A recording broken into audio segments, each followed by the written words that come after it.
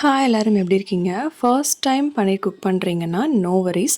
Easy steps full ஃப்ளேவரோட சூப்பராக கடாய் பன்னீர் பண்ணலாங்க. எப்படி பண்ணுறதுன்னு பார்க்கலாமா?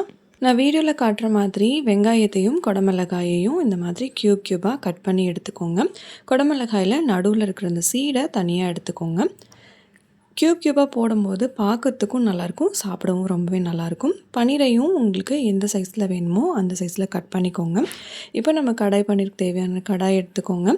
அதில் ஒரு ஸ்பூன் சீரகம், சோம்பு, மிளகு, ஏலக்காய், பட்டை, கிராம்பு, அந்த பே லீஃப் சேர்த்துட்டு நல்லா ட்ரை ஃப்ரை பண்ணிக்கோங்க. இப்போ அதே கடாயில் ஃப்ளேமை ஆஃப் பண்ணிவிட்டு ஆயில் போட்டுட்டு ஒரு ஸ்பூன் மிளகாய்த்தூள், ஒரு ஸ்பூன் மல்லித்தூள், கொஞ்சம் மஞ்சள் தூள் சேர்த்துட்டு லைட்டாக உப்பு சேர்த்துட்டு அதுக்கப்புறம் ஃப்ளேமை ஆன் பண்ணிக்கோங்க, இல்லைனா பொடியெல்லாம் கருகிடும்.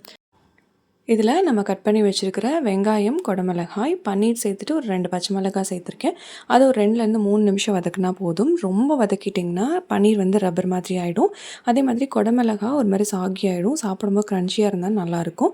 இப்போ அதே கடாயில் கொஞ்சமாக எண்ணெய் சேர்த்துட்டு பொடியாக நறுக்கின வெங்காயம், இஞ்சி பூண்டு பேஸ்ட்டு சேர்த்துக்கோங்க. வதக்குனதுக்கப்புறமா ஒரு ஸ்பூன் மிளகாய்த்தூள், ஒரு ஸ்பூன் மல்லித்தூள், நம்ம ஃபஸ்ட்டு வந்து வறுத்து வச்சுருந்த ஹோல் ஸ்பைசஸாக பவுடர் பண்ணி அது இது கூட சேர்த்துக்கலாம்.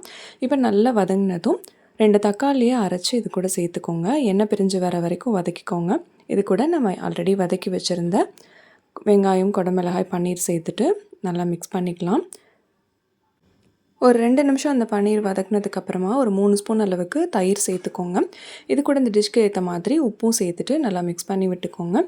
இந்த கிரேவிக்கு ஏற்ற மாதிரி தண்ணி வந்து நீங்கள் அட்ஜஸ்ட் பண்ணி சேர்த்துக்கோங்க. நான் இன்றைக்கி வந்து ஒரு 1/2 கப் அளவுக்கு தண்ணி சேர்த்துருக்கேன். நல்லா மிக்ஸ் பண்ணிவிட்டு மூடி போட்டு லோ ஃப்ளேமில் வச்சுட்டு ஒரு 5 நிமிஷம் குக் பண்ணிக்கோங்க. அவ்வளோதான். இப்போ எடுத்து பார்த்திங்கன்னா எண்ணெய் பிரிஞ்சு நல்லா சூப்பராக இருக்கும். இப்போ மேலே ஃப்ரெஷ் க்ரீம் வந்து சேர்த்துக்கோங்க. இது ஆப்ஷனல் தான். ஃப்ரெஷ் க்ரீம் இல்லை அப்படின்னா நீங்கள் பாலாடையை நல்லா மிக்சியில் அடித்து அதையும் சேர்த்துக்கலாம். லாஸ்ட்டாக கசூரி மேத்தியை இந்த மாதிரி க்ரஷ் பண்ணி சேர்த்துட்டு எனக்கு கொத்தமல்லி ஃப்ளேவர் ரொம்ப பிடிக்கும். நான் அதனால் ஒரு கைப்பிடி அளவுக்கு கொத்தமல்லி தூவிக்கிட்டேன். உங்களுக்கு தேவையில்லை அப்படின்னா கொத்தமல்லியை ஸ்கிப் பண்ணிக்கோங்க.